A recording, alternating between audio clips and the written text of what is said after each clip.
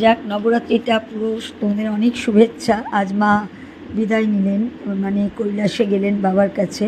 তো আমি খিচুড়ি, পায়েস, লাবড়া, তারপরে পাতিন ভাজা সবই করেছিলাম।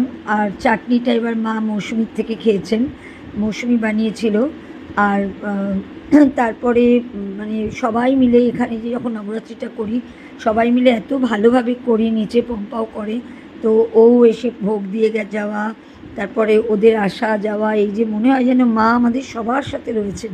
কী যে আনন্দ করে এই নবরাত্রিটা আমরা এখানে করি, মানে একটুও কষ্টকে কষ্ট মনে হয় না। তবে দুদিন আমি তোমাদের থেকে একদম ডিটাচ, এখনও দুদিন একটু আমার টাইম লাগবে। আমার গায়ে খুব জ্বর, শরীরটা ভালো না, ওই নিয়েই আমি কালকে করেছি। আমি নবমীর দিন অ্যাকচুয়ালি কাউকে ডাকি না, মানে বাইরের কাউকে বা রিলেটিভদের। তবুও অনেকে চলে এসেছে আর খুব ভালো লেগেছে আমার যে অনেকে এসেছে। আমার ক্লাসমেট এসেছিলো কলেজের, এবং খুব ভালোভাবে কাটিয়েছি আমরা নবরাত্রিটা। কাঞ্জাক আমি টাকা ধরে মন্দিরে দিয়ে এসেছি। খিচুড়ি লাস্টের দিকে অত বেশি থাকেনি, সব উঠে গেছে।